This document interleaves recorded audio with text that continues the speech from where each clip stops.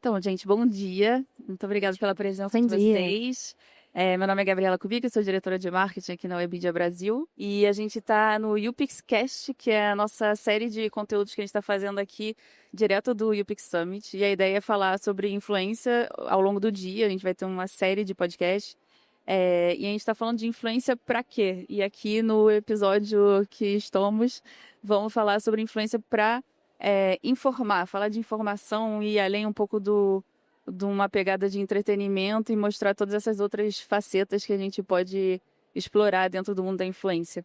E aí eu queria que vocês se apresentassem rapidamente. Bom dia, feliz de estar aqui. Eu sou a Marcele Vale, eu sou diretora de desenvolvimento artístico da Play 9. Na Play 9 a gente é uma agência de casting com mais de 90 criadores, entre figuras públicas, celebridades e criadores nativos de plataforma. E o meu papel é ajudar eles a desenvolverem suas carreiras artísticas. Oi, tudo bom? Meu nome é Mariam Chami, muito obrigada, pelo convite. Eu sou uma brasileira muçulmana, até coloco no meu perfil que não precisa voltar para o seu país porque ela já está nele. Eu sou uma influenciadora, criadora de conteúdo, sou nutricionista de formação, mãe, esposa, filha, e eu falo um pouco sobre a minha cultura, a minha religião, tentando quebrar os preconceitos que as pessoas têm sobre. Oi, gente, eu sou a Monize Cardoso, eu sou coordenadora de redes sociais no Greenpeace Brasil, é uma organização ambiental global. E a minha missão no Green é tornar a pauta socioambiental cada vez mais democrática e acessível para os brasileiros. Muito bom. Acho que vai ser um papo super legal, que a gente tem visões de áreas diferentes que se complementam bastante, né? E aí eu queria começar com uma pergunta até para todas vocês que já estão há algum tempo nesse universo, para entender, primeiramente, assim, como que vocês entendem essa evolução ao longo dos últimos anos desse nicho, digamos assim, cada vez mais de diferentes comunidades que podem ser pequenas, médias ou grandes e gigantes, né? E como tratar esse lado da informação, da credibilidade, vem mudando ao longo dos anos, né? Porque eu acho que a gente começou nesse universo de influência com umas blogueiras, assim, digamos, muito mais de lifestyle, algo muito mais geral, e a gente está hoje em dia com uma granularidade gigante. Eu queria entender do lado de vocês como vocês percebem essa evolução. Eu acho que quando eu comecei, na internet a criar conteúdo, ainda não tinha esse tipo de conteúdo de tanta informação. Na minha época, eu lembro que tinha muito maquiagem, muito moda, muita dublagem, dos vídeos. E quando eu acho que trouxe esse tipo de conteúdo de quebrar preconceito, de trazer informação que as pessoas não têm conhecimento sobre, as pessoas que tinham conhecimento sobre a minha cultura, a minha religião, era a novela O Clone. Então, quando eu venho com uma informação sobre algo que as pessoas têm curiosidade, as pessoas acabam se interessando e acabam criando uma conexão, né? Eu brinco que eu humanizo os muçulmanos, as mulheres muçulmanas, principalmente através do meu conteúdo. Porque tudo que as pessoas sabem sobre a minha religião, a minha cultura, é o que alguém falou ou o que viram nos filmes, na novela. Então, quando a gente traz um conteúdo informativo, de uma forma leve, divertida, as pessoas aprendem sem perceber. Então, às vezes a pessoa tá num vídeo, eu tô brincando, eu tô conversando de uma forma super leve, a pessoa aprendeu alguma coisa. E quando você vai ver, às vezes eu posto algum vídeo, e aí, os próprios seguidores respondem às pessoas que têm alguma dúvida. Ou alguma pessoa preconceituosa, aí os meus seguidores que já aprenderam respondem, e aí é efeito manada, e isso é muito legal. Outro dia eu vi numa pesquisa que eles estavam usando um termo como se fossem tradutores culturais. Então, esses influenciadores de nicho que falam como você de coisas muito interessantes e importantes. Eu acho esse termo maravilhoso, assim, que faz realmente uma tradução de coisas que você, na teoria, não buscaria, talvez, Sim. ou não teria acesso. Você traduz de uma maneira muito, não só engajada, mas de uma forma muito consistente ali do que você quer passar dos valores. Eu acho incrível, assim, e gostei muito desse termo, que eu acho que faz muito sentido, né, pra essa análise. E que eu acho que é o grande superpoder, assim, dos criadores de conteúdo nessa nova fase das comunidades, né? Que é trazer a coisa da humanidade. Então, o que a marca não consegue fazer pela boca dela, o criador vai lá e dá conta, né? De criar. O criador é uma ferramenta de conexão para a marca, né? Então, vocês conseguem traduzir de um jeito muito pé no chão, muito próximo das pessoas, diferente do que uma marca conseguiria fazer, assim. Eu acho que essa é a grande diferença da comunidade, da relação das comunidades com os criadores hoje em dia para quando era lá atrás, quando começou essa coisa da publi, né? Também ainda eram blogueiras, enfim, quando era uma coisa de distanciamento, eu acho. Muito bom. Acho que Eu gostei bastante do termo também, eu acho que eu vou passar a usar. Queria entender também do seu lado, como criadora, se você teve algum momento de virada, assim, que você sentiu, nossa, agora eu criei essa comunidade, construí essa comunidade que tá comigo e tem uma responsabilidade também em relação a eles e em relação ao conteúdo que você produz para eles no dia a dia. Então, foi muito louco que as coisas aconteceram, eu acho pra mim que aconteceram muito rápido, né? Onde que uma mulher muçulmana ia ter visibilidade e voz num país de maioria cristã, num país não muçulmano, e que ainda tem muito preconceito? Eu acho que as pessoas se identificaram com a minha forma de falar. Eu brinco que ser eu nunca foi legal. E aí, quando eu passo a ser eu na internet, acabou sendo legal, né?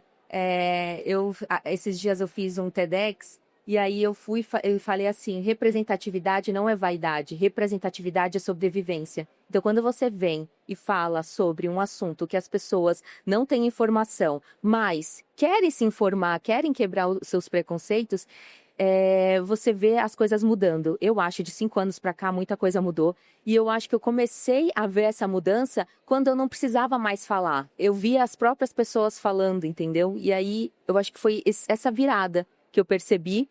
E quando as pessoas me abordam nas ruas, mais de 90% do meu público não é muçulmano. E essas pessoas não muçulmanas se sentem representadas por mim. Porque independente da minha religião ou da minha cultura, da onde eu vim, somos todos iguais.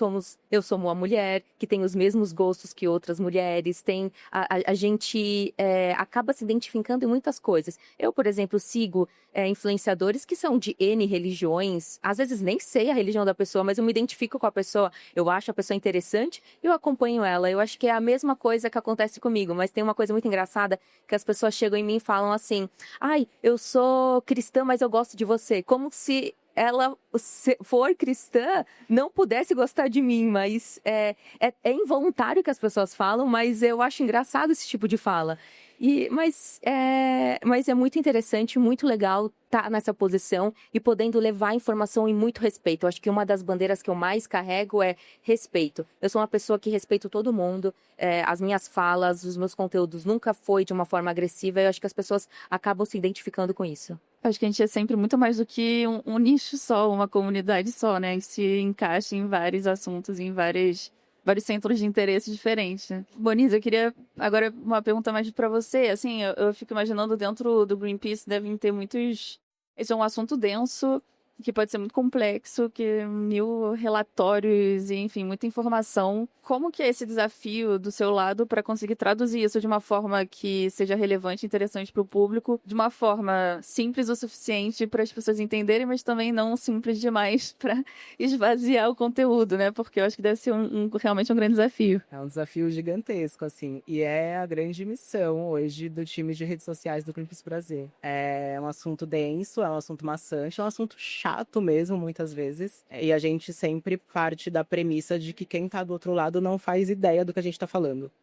Isso não é um jeito de subestimar a audiência, pelo contrário, mas sim de admitir, de entender que, de fato, tem pessoas que não fazem ideia do que a gente está falando, porque, infelizmente, a pauta socioambiental, ela não está pulverizada no Brasil da maneira como deveria, assim, para as pessoas, né, para o brasileiro em geral. Então, quando a gente parte do princípio de que a outra pessoa não faz ideia do que a gente está falando, a gente consegue atingir todo mundo. Quem não faz ideia de fato e quem já tem alguma ideia daquilo e quem manja muito, né? Então, a gente parte desse princípio primeiro para começar a criar conteúdo. E aí, partindo disso, a gente entende a importância de gerar identificação nas pessoas. Então, é isso, né? O papel do conteúdo no Greenpeace, eu acho que de maneira geral, né? Acho que o seu também, mas de todo criador de conteúdo, mas no Greenpeace é uma missão mesmo, enquanto organização, de conectar com as pessoas. E aí, para conectar, não tem como a gente falar de crise climática partindo dos termos científicos, dos relatórios, né? Não tem como. Então, a gente parte daquilo que é o dia a dia. Então, o azeite está mais caro, é uma consequência da crise climática, né? Esse calor, essa chuva, essa enchente que alaga o metrô, que você não consegue voltar para sua casa, é uma consequência também de crise climática. Então, a gente sempre busca artifícios para conseguir conectar com essas pessoas. O humor é uma das ferramentas de identificação que a gente tem usado muito e tem dado muito certo. O brasileiro ama chorar, o brasileiro ama rir. Acho que são 2 emoções assim, que estão muito presentes nas redes sociais, traduzidas da personalidade do brasileiro. E a gente tem usado muito isso no Greenpeace e tem dado muito certo. Então as pessoas começam dando uma risadinha quando elas vêm, elas estão entendendo um pouco mais sobre o que é a crise climática. E tem sido ótimo, assim, ver, de fato, o conhecimento do brasileiro e o conhecimento da nossa audiência amadurecer com o tempo. Mas é isso, ferramentas de conexão e de identificação.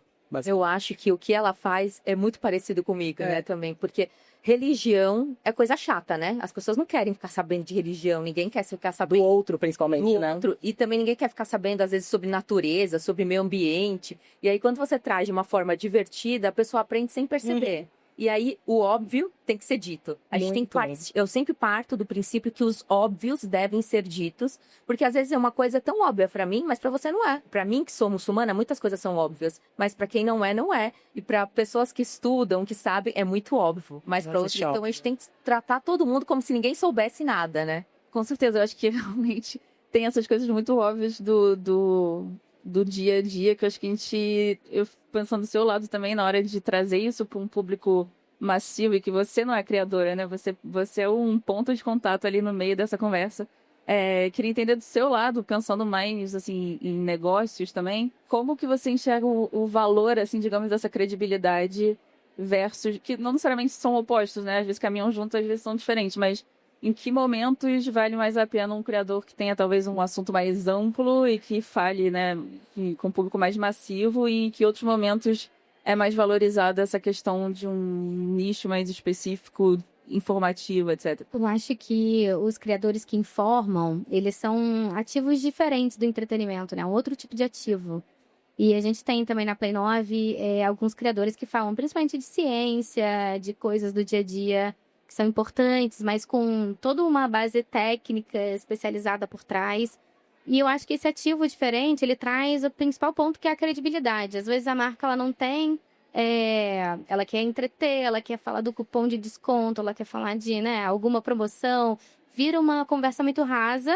Mas quando a marca entende que tem um outro lugar ali para acessar essa comunidade, a credibilidade que você passa, né, o espaço que você ocupa na vida dessas pessoas, ela alcança um lugar diferente mesmo de construção, né? Vira um alicerce. Aí eu acho que o marketing de influência, na verdade, vira o alicerce da marca. Não vira só uma campanha de comunicação. Ele vira um ativo ali para construção de imagem, de marca, de pegar esses valores, por exemplo, em conjunto, né? Porque no final você está falando de religião, está falando de ciência, mas você está falando também de valores muito construídos sobre respeito, sobre a comunidade. E isso vira uma coisa que vai construindo com a marca ao longo daquele crescimento de marca também. Antes de estar do lado dos influenciadores, eu estava do lado da marca. Eu fui muitos anos anunciante. E aí, quando eu virei essa chave, virei essa cadeira, na verdade, eu percebi muitas coisas que eu não fazia, que eu poderia fazer, essa recorrência, essa construção de comunidade. Acho que às vezes no meio publicitário a gente fica muito voltada a buscar novidade, quem tá bombando agora, quem tá no hype, o que eu vou trazer de diferente esse formato, essa plataforma. E a gente não usa o criador como uma construção ali de branding mesmo, que é uma construção de valores de longo prazo. Tem muitas marcas que já estão nesse caminho, assim, para também trazer um pouco de uma visão mais otimista. Eu vejo algumas marcas buscando os criadores para serem parceiros de inovação, na busca de trazer outros significados. Mas existe um caminho ainda, acho que para as marcas entenderem que essa consistência, essa recorrência, essa comunidade, ela vale muito para uma construção de médio e longo prazo, né? E não só... Por exemplo, eu acho que a credibilidade vale muito mais com um pico momentâneo de views. Então, é uma discussão ainda muito latente, mas que está aos poucos se desenvolvendo. Eu acho que o nosso papel como Play 9 é ajudar a profissionalizar esses criadores também para sentar na mesa e entender o que eles estão construindo para além da publi, né? Não, você falou de picos, né? E aí eu acho que passa muito por acompanhar algumas trends, algumas coisas assim. E aí eu até queria puxar pro seu lado, assim, de criadora também. Por justamente você ter um assunto que às vezes é mais denso. Como que você lida, se consegue equilibrar entre essa luta eterna com o algoritmo, né? Porque tá todo mundo ali tentando minimamente entender e seguir o que tá funcionando, o que não tá. Mas também sem justamente perder sua essência do que você fala, sem entrar em qualquer trend. Como que você escolhe, como que você trabalha isso no dia a dia? Eu acho que desde o início que eu entrei pra internet, eu acho que eu soube lidar muito bem com o algoritmo. de entender as trends, o que estava acontecendo e poder transformar o que eu falo nisso. Por exemplo, tem uma trend, e como que eu vou adaptar essa trend para mim? E aí eu acho que eu consigo fazer isso muito bem, né? Através da criatividade, trazendo para não ficar um conteúdo chato. Eu brinco, né, que sempre eu tinha 2 professores de matemática na escola, né? Um de álgebra, outro de geometria. O de álgebra era super legal, era engraçado, fazia musiquinha na aula. O de geometria era mais carrancudo. E eu ia muito bem na aula de álgebra, porque o de álgebra era muito legal. E aí eu acho que eu levei isso para minha vida, porque eu tento trazer o conteúdo de uma forma muito legal para as pessoas se identificarem e aprenderem sem perceber. Então, eu acho que eu consigo trazer isso de uma forma muito leve. Como foi? Eu não sei. Há alguma coisa assim dentro de mim que consegue pegar as coisas e transformar para o meu nicho. Pegando esse gancho, eu queria entender também do seu lado, assim, do dia a dia, como que é, né? Porque eu acho que fica essa curiosidade, assim, do meu lado, imagino que de muita gente, de como que você trabalha essa linha editorial, às vezes, dos criadores. Se vocês têm um time que ajuda a construir essa linha editorial de fato, ou se você dá as ferramentas para cada um seguir sozinho e pensar no que ele quer fazer. Como que é o trabalho do dia a dia, construindo a carreira de alguns dos maiores influenciadores do país? A gente se coloca como parceiro de negócio. O criador, ele tem o maior asset ali, que é a produção do próprio conteúdo, como ela mesma falou, ela sabe que vai dar certo a comunidade dele. Então, quando a gente entra em algum critério de conteúdo, é para ajudar a escalar. Como, por exemplo, tenho muitas publis para fazer, então eu te ajudo aqui, porque realmente, né, a vida de criador é maluca, né? Você tem que ficar criando todo dia, volume, acompanhar. Então, quando a gente entra num critério de conteúdo específico, é para ajudar ele a escalar alguma questão operacional como um parceiro de negócio. Porque a gente entende que ninguém melhor do que ele para fazer o próprio conteúdo. Ao mesmo tempo, a gente dá todas as ferramentas. Acho que o nosso maior papel é a profissionalização desse criador, para que ele sente na mesa de negócio com a gente, com as marcas, entenda para onde ele quer chegar, o que ele quer fazer da vida dele, como é que ele não vai viver apenas das plataformas em si, quais os outros planejamentos de carreira ele vai fazer, como ele vai criar produtos proprietários, né, seus IPs, suas propriedades intelectuais, para que viver de plataforma é viver de aluguel também, de alguma certa forma. Então, a gente entra como um parceiro de negócio, mas, óbvio, a gente dá todas as ferramentas necessárias. Então, dentro da Play 9, a gente tem uma equipe não só comercial, que faz toda a conexão com as marcas, como a gente tem o time artístico, que é o que eu toco para olhar para a visibilidade desse criador, assessoria de imprensa, eventos, lugares que ele precisa estar. Mas também tem um time de aceleração e monetização que ajuda eles a olhar para melhores práticas de plataforma, mudanças. A gente meio que traduz um pouco para tirar essa sobrecarga do que está rolando. A gente traz muita informação, ajuda a profissionalizar ele, mas muito como um parceiro de negócio, e esse modelo vai mudando de criador para criador, né? Tem criadores que já estão ali nesse meio e já é muito natural, eles não querem terceirizar esse serviço. Tem criadores que não, eles querem uma ajuda, não querem entrar muito no comercial, mas querem entrar mais em conteúdo. A gente vai meio que mesclando, mas criando modelos proprietários para cada um deles. Acho que ficou claro que Ficou. é tão confuso. Não, é um time, então tem muita gente. Muita gente. Muito assunto, né? E realmente Exato. é um assunto que vai mudando o tempo todo. Então, acho que tem Sim. muita coisa para dar conta. E aí eu até ia te perguntar no Greenpeace como que vocês lidam também com essa parte que também é outro assunto e tanto, que são os comentários que muitas vezes também vão para críticas e, enfim, questionamentos. Como que vocês trabalham isso dessa interação com o público, que também é um ponto crucial, assim, no dia a dia dessa conversa e dessa criação de comunidade? Sim, é um ponto crucial mesmo. Acho que a comunidade é o que a gente tem de mais, é o nosso ativo mais importante no Green, né? Como organização não governamental. Mas a gente tem, acho que, critérios muito claros, assim. Então, primeiro a gente parte do princípio de que as pessoas ali estão bem intencionadas. Pode ser um pouco poliana, mas é preciso, de início. E pega na mãozinha. Então, vem um comentário um pouco mais atravessado, a gente pega na mãozinha, entendendo que do outro lado pode ter apenas uma pessoa confusa e um pouco mal informada. E aí, como podemos ajudar, então, você a ser uma pessoa mais esclarecida neste mundo que você vive? Levando em consideração que precisamos de absolutamente todas as pessoas para salvar o planeta, né? Não pode ficar ninguém de fora. Mas, mesmo não podendo ficar ninguém de fora, a gente também tem um olhar muito claro para os haters, né? A gente tá ali para ir até o meio da ponte. A ponte é o diálogo. Com o hater não tem diálogo. Então, não gastamos tempo com haters, na verdade, porque onde não tem diálogo, a gente tem só gasto de energia, atraso da discussão, temos um caminho aqui a seguir, temos pressa, né? Então, para as pessoas confusas e mal informadas, pegamos na mão, conversamos, a gente tem ali community manager que está sempre olhando para a comunidade. As pessoas trazem insights interessantíssimos para o nosso dia a dia, para o nosso conteúdo. Mas os haters, e o Greenpeace tem muitos haters, tem muita gente negando crise climática e aí então atacando quem tá lutando contra ela. Para os haters, com os haters a gente não perde muito tempo, não. Eu imagino que do seu lado talvez seja parecido. Eu brinco que eu aprendi através da desinformação deles, trazer informação.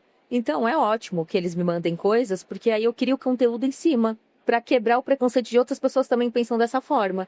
Mas, como ela disse, também não dou muita atenção, né? A gente tem que dar atenção para quem gosta, para quem engaja, para quem te respeita. Aí, pessoas que são totalmente agressivas, desrespeitosas, eu não posso fazer nada, né? Não sou eu que vou dar educação para essas pessoas, né? Agora uma outra pergunta que eu acho que é uma pergunta às vezes mais complexa, assim, que eu acho que todo mundo se questiona pensando na criação de conteúdo como um negócio, né, como uma indústria, como que a gente monetiza, que eu acho que é um ponto importante, mas como que a gente monetiza esse tipo de conteúdo que às vezes também tem esse lado de uma credibilidade mais forte do que alguns outros nichos, assim, uma autoridade ali que foi construída às vezes a duras penas, assim, né, eu acho que não é uma coisa que se constrói de um dia para o outro. Como monetizar, como escolher parcerias interessantes que também não vão jogar contra, né, no final das contas, porque as pessoas estão muito ali de olho e falam, mas você não falou isso, agora tá fazendo aquilo, tá se vendendo para uma marca, enfim. Como que vocês lidam eu acho que isso é para todas as três, na verdade, como vocês lidam com esse tipo de situação?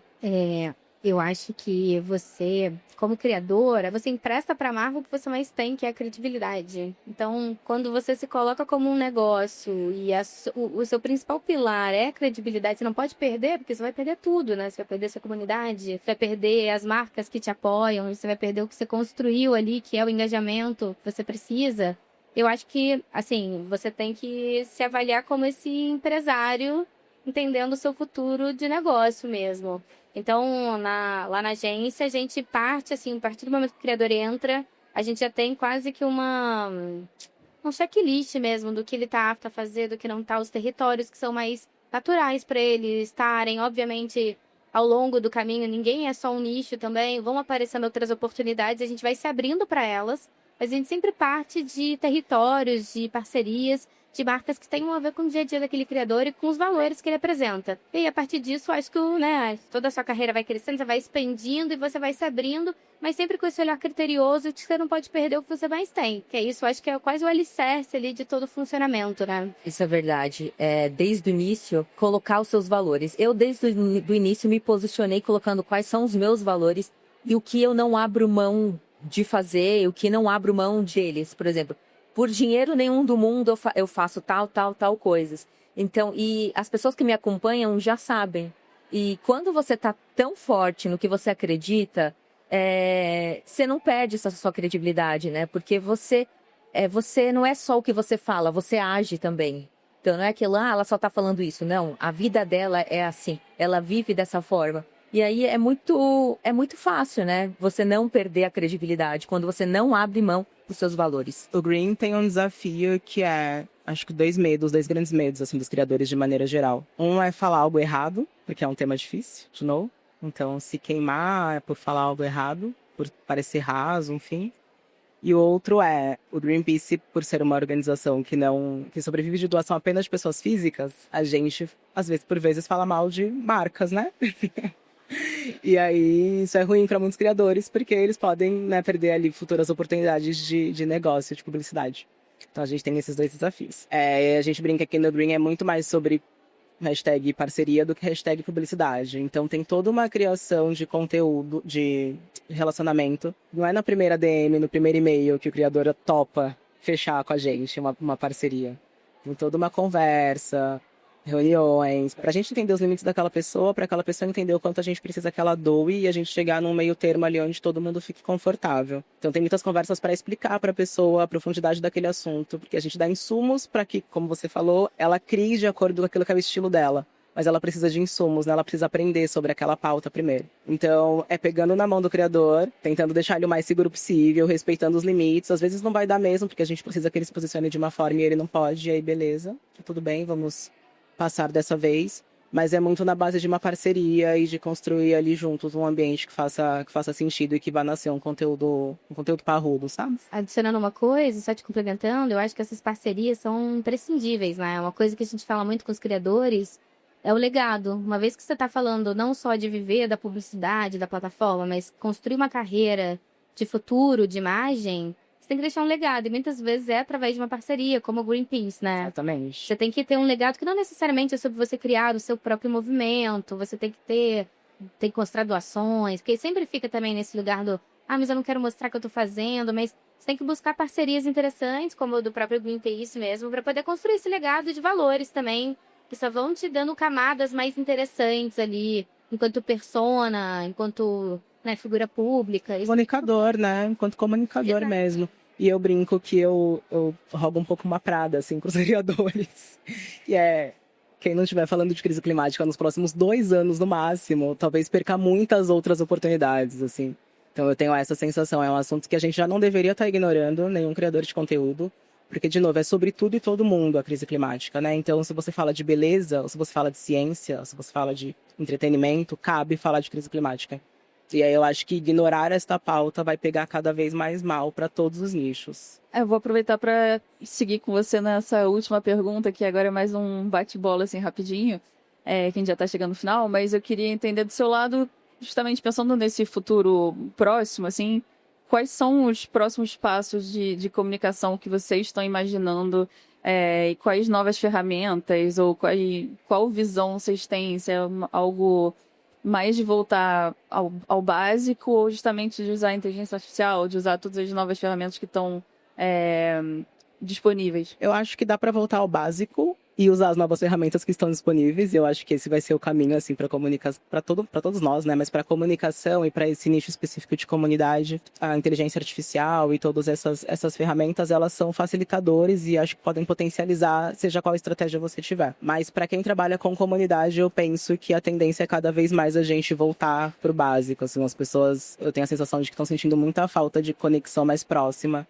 Então, essa coisa das experiências presenciais voltarem cada vez mais. Eu acho que é a tendência, inclusive, pra gente, assim, do terceiro setor, pra quem tá trabalhando com crise climática, ir pra rua, conversar com as pessoas. Porque fora da internet, gente, as coisas estão muito melhores do que na internet. Assim, o cenário é muito mais animador, as pessoas estão muito mais disponíveis, muito mais dispostas.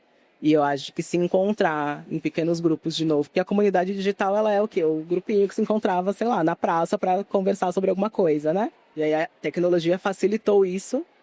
Agora tá dificultando um pouquinho às vezes, então eu acho que talvez voltar realmente pro básico, voltar para as origens, e a tecnologia vai facilitar de alguma forma esse caminho. E do lado de monetização, de novo, acho que queria também entender do seu lado, o que você entende nesses próximos passos agora, para esses conteúdos mais de nicho, quando a gente está falando de informação, etc.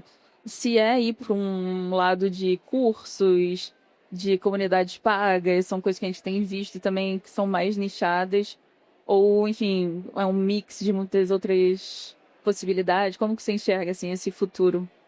Eu vejo que, eu acho que tem 3 grandes caminhos, né? O branded content vai continuar sendo o alicerce das marcas, onde eu acho que pelos próximos anos, né, as marcas continuam botando cada vez mais grana. Eu vi que a probabilidade de chegar em 500 bilhões no mercado ainda até 2030 é muito grande, assim, falando o mundo, né? Então, isso acho que não vai fugir ainda muito das marcas continuarem nos mesmos formatos. O que a gente precisa fazer é melhorar esses modelos de parceria, esse formato de valorização ali do criador com essa consistência, com essa credibilidade.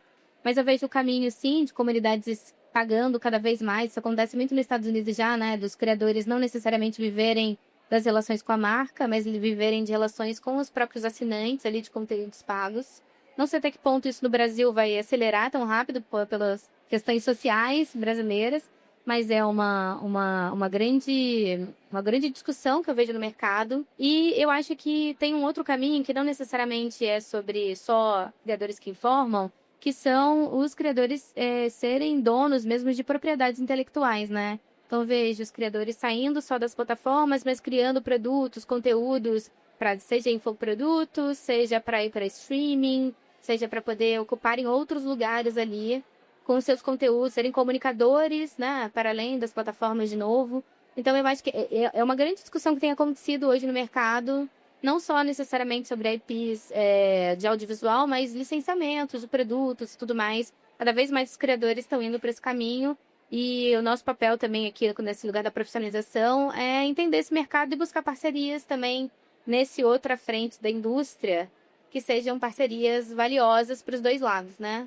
Então, que sejam sustentáveis. E por último, agora eu queria que você desse um conselho para alguém, algum criador de conteúdo que esteja também começando nesse caminho de querendo construir uma comunidade sólida, trazer um assunto tão relevante, denso, importante. Eu tenho certeza, que você tem que ser você. A primeira coisa é ser você, não tem que mascarar alguma coisa, tentar agradar os outros, eu vou tentar agradar as pessoas, porque quem quer agradar todo mundo acaba não agradando ninguém, né? Não tem como você agradar todo mundo. Então, seja você, seja genuíno, não só fale, mas pratique o que você fale. E você tem que se dedicar. Tem que postar. No meu início, era vários vídeos no mesmo dia. E aí, assim, você vai aprendendo e vai testando o que vai funcionar. Às vezes, um tipo de coisa não funciona com você. Quando eu comecei lá atrás, comecei fazendo vídeo de maquiagem. No início, a maquiagem só não era pra mim. Mas quando eu comecei a criar conteúdo falando da minha cultura, com religião, aí entrou a maquiagem, entrou moda. E aí, às vezes, você não é só uma coisa. Na verdade, ninguém é só uma coisa. A gente é um conjunto de coisas.